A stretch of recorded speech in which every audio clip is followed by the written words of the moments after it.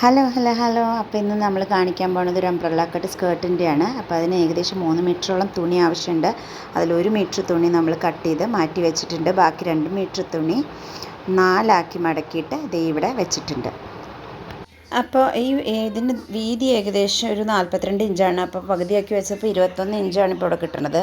നമ്മുടെ പാവാടയ്ക്ക് ഏകദേശം ഒരു 27 ഇഞ്ച് വീതി വേണം. അപ്പോൾ ഒരു സൈഡിൽ നമുക്ക് കുറച്ച് തുണിയുടെ കുറവുണ്ട്. ഇത് സർക്കിളായിട്ട് കട്ട് ചെയ്തെടുക്കുമ്പോഴേ അപ്പോൾ നമ്മൾ എന്ത് ചെയ്തു വെച്ചാൽ എക്സ്ട്രാ കട്ട് ചെയ്തെടുത്ത് 1 മീറ്ററിൽ നിന്ന് 4 മടക്കിയിട്ട് ഒരു തുണി അവിടെ അറ്റാച്ച് ചെയ്ത് വെച്ചിട്ട് ആണ് ഇപ്പോൾ കാണിക്കുന്നത്. എന്നിട്ട് നമ്മുടെ സർക്കിളിൻ്റെ അവിടുന്ന് മുകളിൽ നിന്ന് ഏകദേശം എല്ലാ സൈഡിലേക്കും ഒരു 27 ഇഞ്ച് വെച്ചിട്ട് മാർക്ക് ചെയ്ത് വെക്കുന്നതാണ് കാണിക്കുന്നത്. അപ്പോൾ മുകളിൽ നമ്മളവിടെ ഒരു വര വരച്ച് വെച്ചിട്ടുണ്ട്. അത് നമ്മുടെ അരവണ്ണം വെട്ടാനുള്ള ഭാഗമാണ്. അത് ഒന്നുകൂടി കാണിച്ചു തരാം. ഇപ്പോൾ എന്താണെന്ന് വെച്ചാൽ അവിടെ നിന്ന് ഇങ്ങോട്ട് താഴത്തേക്ക് നമ്മൾ ഒരു 27 ഇഞ്ച് ആക്കാൻ വേണ്ടിയിട്ട് അവിടെ ഒരു അറ്റാച്ച് ചെയ്തിട്ടുണ്ട്. എന്നിട്ട് അത് സർക്കിൾ ആകൃതിയിൽ കട്ട് ചെയ്ത് എടുക്കും.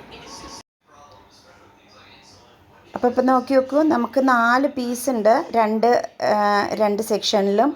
ഒന്ന് നമ്മളുടെ കൃത്യമായി നീളമുള്ള വശം, മറ്റത് നീളം കൂട്ടാൻ വേണ്ടി അറ്റാച്ച് ചെയ്തിരിക്കുന്ന 4 വശങ്ങൾ. ഇനിയിപ്പോൾ ഇതേ നമ്മൾ അരവണ്ണം വെട്ടിയെടുക്കാൻ പോവുകയാണ്. അരവണ്ണം വേണ്ടതിൻ്റെ 4/1 മാർക്ക് ചെയ്ത് വെട്ടിക്കുന്നത്. ഇവിടെ 7 ഇഞ്ചാണ് വെട്ടിയിരിക്കുന്നത്.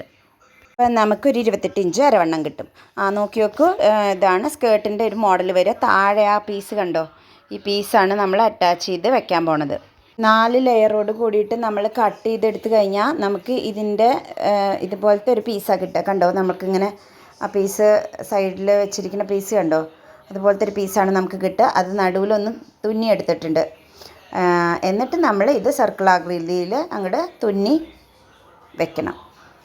അപ്പോൾ ഇവിടെ ഇത് യോജിപ്പിച്ച് വെക്കുകയാണ് 2 സൈഡിലും. ഇപ്പം നിങ്ങൾക്ക് ഏകദേശം ഒരു സർക്കിൾ ആകൃതിയിലൊരു സാധനം കിട്ടും.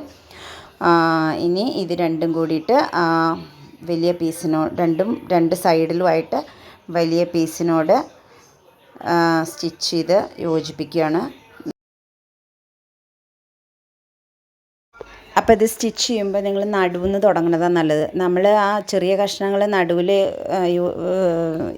അങ്ങനെ കണക്ട് ചെയ്ത് വെച്ചിട്ടുണ്ടല്ലോ, അപ്പോൾ അത് ആ നടുഭാഗവും പിന്നെ വലിയ പീസിൻ്റെ സെൻറ്റർ അടയാളപ്പെടുത്തുക. ജസ്റ്റ് ഒരു കട്ട് കൊടുത്ത് നിർത്തി വെച്ച് മടക്കി കഴിഞ്ഞാൽ നിങ്ങൾക്ക് സെൻറ്റർ അടയാളപ്പെടുത്തി കിട്ടും. ആ സെൻറ്ററിൽ നിന്ന് അപ്പുറത്തേക്കും ഇപ്പുറത്തേക്കും തൊന്നി യോജിപ്പിക്കുന്നതാണ് അത് കറക്റ്റായിട്ട് കിട്ടാനുള്ള ഒരു എളുപ്പവഴി. അപ്പോൾ അത് സ്റ്റിച്ച് ചെയ്തിരുന്ന സമയം കൊണ്ട് ചാനൽ കാണുന്ന എല്ലാവരും പോയിട്ടൊന്ന് സബ്സ്ക്രൈബ് ചെയ്തോളൂ.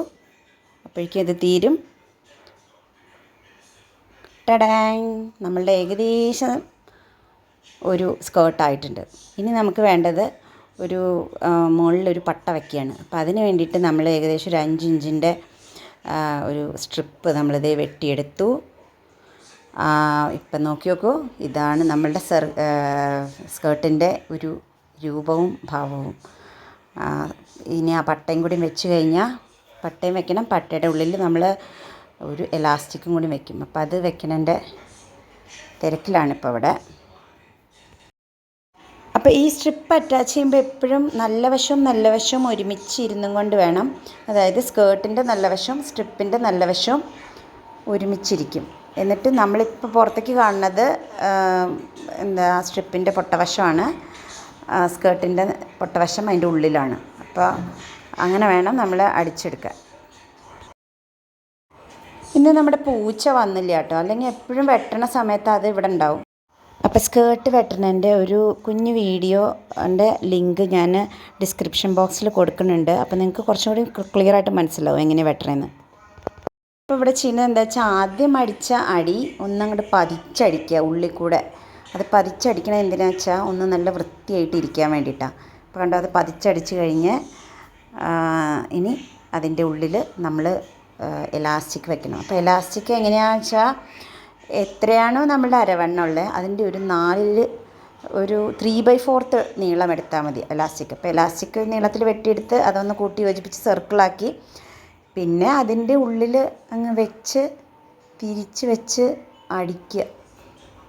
കുറച്ച് പണിയുണ്ട് ഇതിൽ വൃത്തിയായി വരാൻ.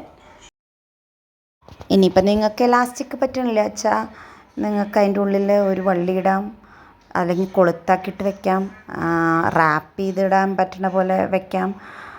പക്ഷേ എലാസ്റ്റിക് ഇത് കുറച്ച് സാവധാനം ചെയ്ത് കഴിഞ്ഞാൽ എല്ലാവർക്കും ചെയ്യാൻ പറ്റണതേ ഉള്ളൂ.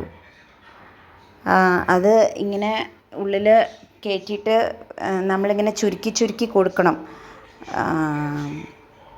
ഇപ്പം ഇതിൽ കാണുന്നുണ്ടാവും വീഡിയോയിൽ, ഒരു സമയം കഴിഞ്ഞ് കഴിഞ്ഞാൽ തുണി ഇങ്ങനെ ചുരുക്കി ചുരുക്കി ഉള്ളിലേക്കാക്കി വരും.